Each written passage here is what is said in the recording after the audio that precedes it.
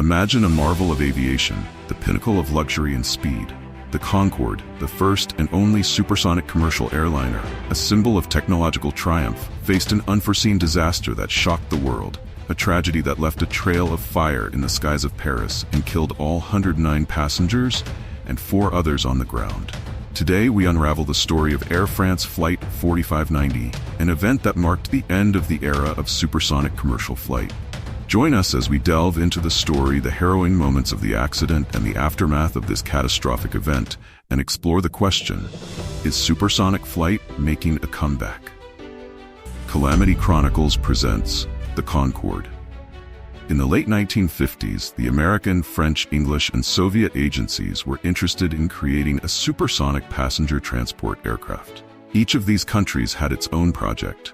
But in the early 1960s, due to the enormous costs involved, the governments of England and France decided to join forces by signing a treaty on October 25, 1962, which created the Franco-British Consortium and made it possible to develop the design and production of the aircraft.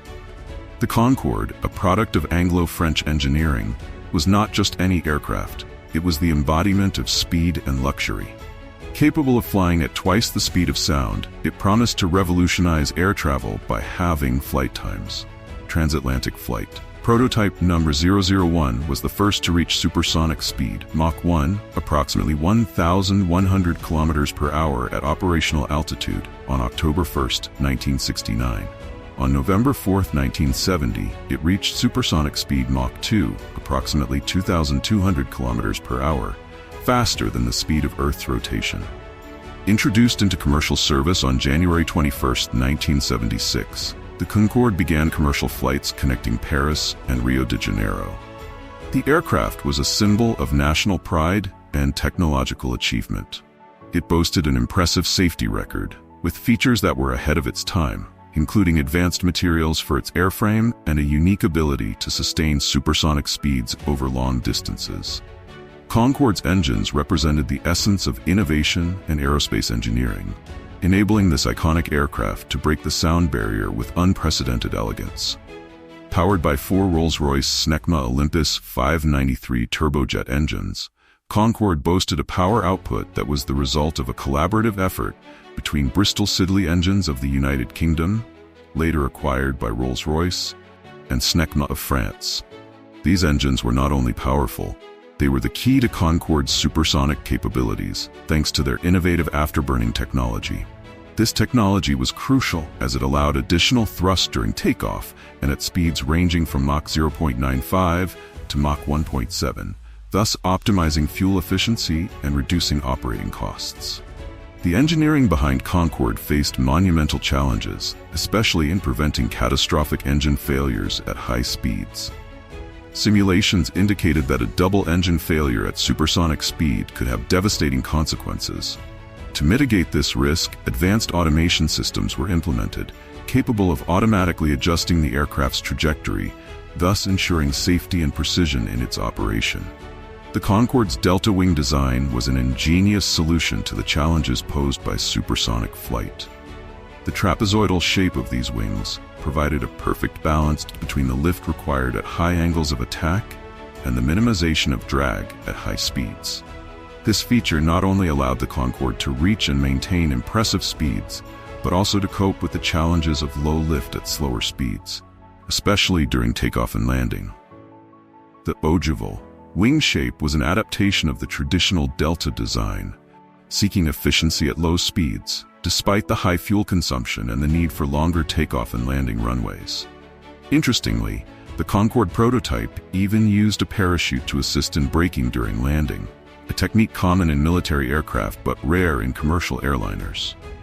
One of Concorde's most distinctive elements was its droop nose. Designed to optimize aerodynamics and reduce drag, Concorde's long, pointed nose presented a challenge during takeoff and landing due to limited visibility for pilots. The innovative solution was the implementation of an articulated nose, which could be adjusted downwards, significantly improving visibility during these critical phases of flight. The Concorde's ability to operate at high altitudes of up to 60,000 feet was a feat that highlighted its superiority over other commercial aircraft, whose altitude limit is around 42,000 feet. This capability not only facilitated the achievement of supersonic speeds, but also required special attention to passenger safety at such altitudes. The delta wing design, together with automatic emergency systems and smaller cabin windows, were crucial aspects that ensured safety on flights at such altitudes. The aircraft once performed a memorable feat. A Concorde and an Air France Boeing 747 took off at the same time, the Concorde from Boston and the Boeing 747 from Paris. The Concorde arrived in Paris, spent an hour on the ground, and returned to Boston, landing 11 minutes before the Boeing 747. Luxury was paramount. Concorde offered an unparalleled experience. With seating for up to 128 passengers, the cabin was designed for comfort and exclusivity, catering to celebrities, business leaders, and those seeking the thrill of the fastest commercial flight available. Turbulence was something Concorde rarely encountered due to its high altitude.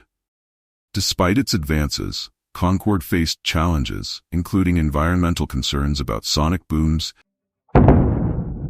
Those who live near the runways at Kennedy Airport claim it's just the noisiest plane in the world. Restrictions on overland routes, and the high cost of operation. 20 Concordes were manufactured over a 13-year period. Only British Airways and Air France operated the aircraft commercially. Passenger service on the Concorde remained accident-free for about 24 years. The time machine. The most incredible thing about flying on a Concorde is that you could literally travel through time. Leaving London at 12 a.m., the plane would take 3.5 hours to get to New York. Due to the 5-hour time difference and the fact that the speed of the plane was greater than the speed of the planet's rotation, the landing of this flight would be at 10:30 a.m., meaning that it was possible to arrive at your destination 1.5 hours before boarding time. The accident of Flight 4590. On July 25, 2000, Concorde Flight 4590, operated by Air France, was scheduled to fly from Paris Charles de Gaulle Airport to John F. Kennedy in New York. What began as a routine flight soon turned into a nightmare, marking one of the darkest days in aviation history. In addition to the 100 tourists, there would be 6 flight attendants and 3 technical crew members on board. Captain Christian Marty, 54 years old, Concorde pilot for 3 years. First Officer John Marcotte, 50 years old, Concorde pilot for 11 years. Flight Engineer Jill Jardinot, 58 years old, with 3 years of service on the supersonic plane. Captain Marty was no ordinary human being, and not just because he was among the very elite of his profession as a supersonic commercial pilot. In 1982, he had overcome a remarkable challenge. He crossed the North Atlantic on a windsurfing board. For a long 37 days, 16 hours and 25 minutes, he remained attached to his board, sleeping strapped to it so that he could prove the feat of crossing the Atlantic Ocean on a surfboard. This feat makes it clear that Captain Marty had exceptional willpower. Marty was also highly respected for his courage and calmness in dealing with extreme situations. On that July afternoon in 2000, it would take Marty just 3 hours to make the same crossing. Piloting the Concorde, co-pilot John Marcotte was passionate about the Concorde. So much so that he refused to take command of other types of aircraft, preferring to remain for the rest of his career as a co-pilot on the Supersonic. Marcotte said that he would rather die than have to fly any aircraft other than the Concorde. "Above me, only the astronauts," he said without hiding the pride he felt in piloting the Supersonic. These professionals arrived shortly after noon at the Air France Dispatch Center near the airport. They arrived at the Concorde, registration FBTSC, at around 2 p.m. and began the long procedures of checks and inspections that precede each flight of the supersonic complex. This particular aircraft had already been in use for 25 years. Built in 1975, it had 4,873 cycles and 11,989 flight hours. In preparation for takeoff, Air France's team of mechanics was informed of the need to carry out 2 unscheduled maintenance operations, replacing the air motor on the reverser of engine number 2 and replacing a component of the landing system on the left side. These operations caused a delay of more than an hour in the departure of the flight, a delay that would end up having disastrous consequences. When the 109 passengers were finally on board, co-pilot Marcotte asked for permission to take off. At the time of takeoff, Concorde had a total weight of 186.9 tons, including 95 tons of fuel, thus reaching its maximum permitted weight limit. Unbeknownst to the crew, a catastrophic chain of events was about to unfold. Just as Concorde reached takeoff speed, by an unfortunate coincidence, the right front tire of the Concorde's left main wheel assembly happened to run over a metal fragment. This fragment, made of titanium, caused one of the aircraft's tires to burst. Fragments of metal and rubber were thrown against the underside of the wing, piercing the thin metal layer on its underside and damaging fuel tank number 5. Under the pressure, the fuel type JP4 began to leak rapidly from the wing. The flames, possibly intensified by the afterburning of the 4 Olympus engines or by a short circuit near the wheel well, ignited the spilled fuel. Within seconds, Concorde's wing was engulfed in flames, resembling a torch.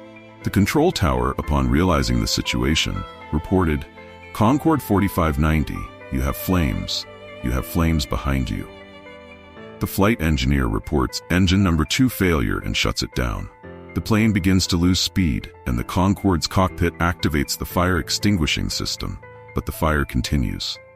The left landing gear door, as a result of the fire, does not open, preventing the wheels from completely retracting, which contributes to destabilizing the Supersonic and to increased drag. The control tower reports, "At your convenience, you have priority to return." The Concorde, like a mortally wounded bird, struggles to stay in the air. With the brutal loss of power, its speed is below normal and below what is necessary for flight safety. Despite the pilot's desperate efforts, the Concorde struggled to gain altitude and speed. Witnesses on the ground watched in horror as the aircraft, following the trail of fire, attempted to divert to a nearby airport for an emergency landing. Precious seconds are wasted by Captain Marty, who tries to stabilize the aircraft. The number 1 engine also does not produce the necessary power, and the Concorde struggles to stay in the air. Checking the panel in front of him, the flight engineer observes once again that the gear-up indicator lights do not light up. From the ground, the sight is horrific. Flying too low and too slow, the Concorde leaves a trail of fire and black smoke. At that moment, the number 1 engine fails, ceasing to produce the power essential to keep the jet in the air. First Officer Marcotte still believes that Concorde will be able to reach Le Bourget Airport, located just a few kilometers away from Charles de Gaulle, and at that moment, a mere 2 kilometers from the bow of the supersonic plane. But Captain Marty knows that he will not be able to get Concorde there. His voice is recorded, commenting in a resigned tone, "Too late." Exactly 2 minutes and 9/100ths of a second after the brakes were released on the runway at Charles de Gaulle Airport, the Concorde crashed into an open field and hit a small 3-story hotel in Gonesse. Upon impact, the 95 tons of fuel exploded immediately, taking the lives of the 109 occupants of the supersonic vehicle and 4 other hotel employees in a fraction of a second. The aftermath of the accident was a scene of devastation. The world watched in disbelief as the invincible Concorde, a symbol of technological excellence, was brought down by a tragic sequence of events. The ensuing investigation revealed a number of factors that contributed to the accident, including runway debris, tire design, and the aircraft's vulnerability to such incidents. The accident prompted a global reassessment of aviation safety standards, particularly for supersonic travel. The Concorde fleet was grounded for modifications and improvements, but the shadow of Flight 4590 loomed large. The tragedy marked the beginning of the end for Concorde operations, as questions about its viability and safety became paramount. Judicial condemnation. On December 6, 2010, a court in France sentenced Continental Airlines and a company mechanic, accusing them of negligence, resulting in deaths due to their involvement in the plane crash. The mechanic, identified as John Taylor, was sentenced to 15 months in prison, while Continental was fined €200,000, which will be donated to the families of the victims. The airline strongly criticized the sentence, calling it unfair, and announced plans to appeal the decision. French judicial authorities attributed the company's responsibility for a metal part falling onto the runway from one of its planes, which had taken off shortly before the Concorde. This incident was identified in the final report as the initial cause of the tragic accident. Stanley Ford, who was responsible for maintenance at Continental, was acquitted of the charges. However, on November 29, 2012, the French judiciary reversed the previous rulings, absolving Continental Airlines of any responsibility for the accident.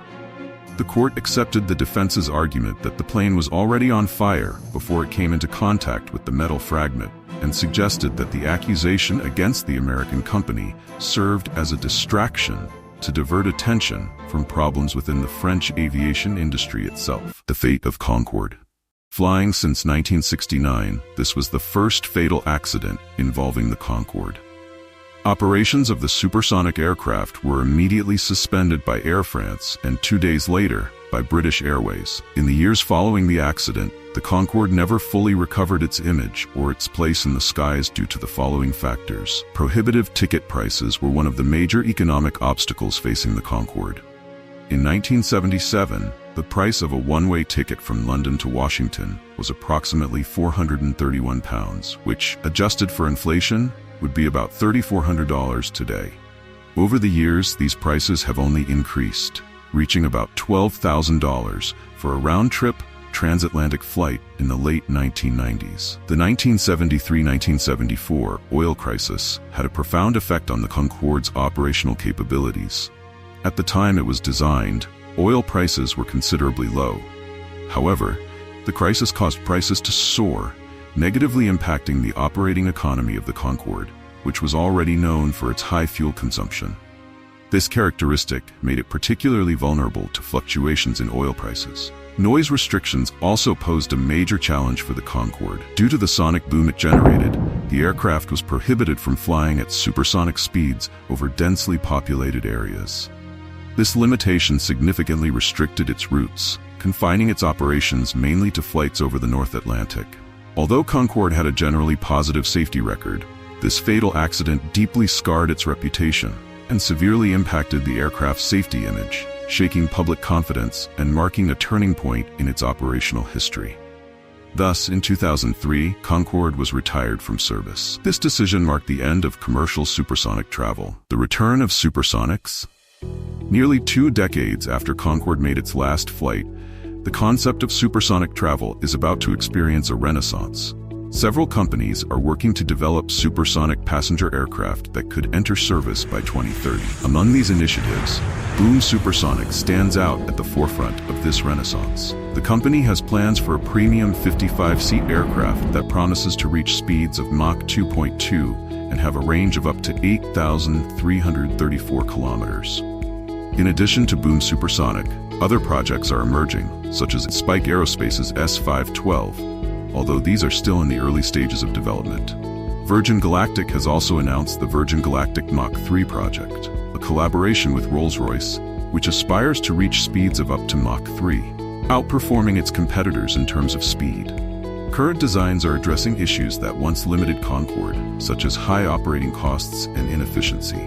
For example, Boom's Overture aims to reach Mach 2.2 without the need for afterburning and will be compatible with more sustainable aviation fuels. The future of supersonic travel is therefore shaping up to not only revive the legacy of Concorde, but also adapt to contemporary demands.